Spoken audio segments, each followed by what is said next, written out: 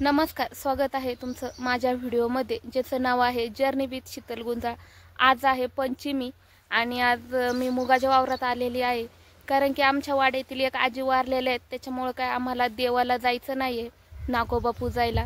म्हटलं मग चला आता मुगात जाऊन यावा, कारण की काल भरपूर पाऊस झाला आणि वारं पण होतं, त्याच्यामुळे मूग वाढलेले जास्त करून। मग मूग काही ठिकाणी आमचा पडलेला आहे।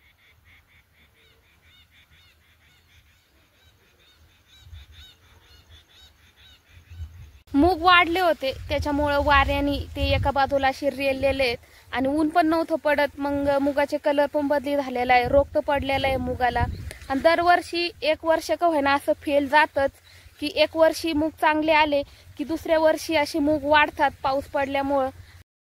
पाऊस वेळ होत गेला आणि तो पण जास्त होत गेला, त्याच्यामुळे मूग तर जास्त वाढलेले आहेत आणि मुगांना रोग पण पडलेला आहे। पहिल्यांदा तर मावा पडला होता, ऊन नव्हतं म्हणून माव्यावरचे औषधं मारले, फवारणी केली आणि आता हे काही झाडं असे पिवळे झालेले आहेत आणि त्यांना शेंगासुद्धा पिवळ्या आलेल्या आहेत। त्याच्यामुळे मग आता याच्यावर तर काही उपाय नाही आहे।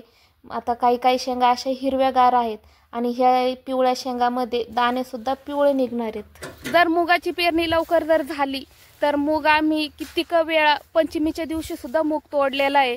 असंच काही सुतक असू, नाहीतर जर बायका कामाला असल्या तर बंद नाही ठेवता येत आणि पावसामुळे मग मूग तोडून घ्यावा लागतो।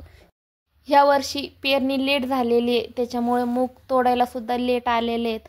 अजून कमीत कमी महिना तरी लागणार आहे, कारण की शेंगात दाणा भरायला, पूर्ण पाला सुकून जायला, नंतरून शेंगा तोडायला।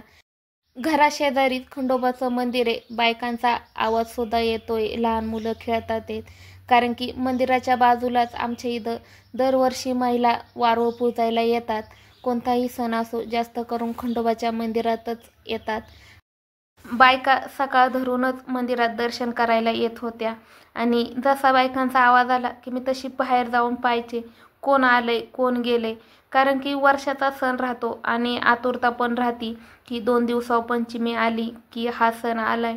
त्याच्यामुळे मग हे करणार ते करणार, रानातले कामं सुद्धा आवरून घेतो।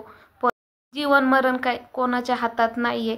पण आता ह्या वर्षी तर काय पंचमीला मंदिरात जाता नाही आलं। माझे असेच रानातील नवनवीन व्हिडिओ पाहण्याकरता जर्नी विथ शीतल गुंजाळ या व्हिडिओला लाईक, शेअर व जास्तीत जास्त सबस्क्राईब करा।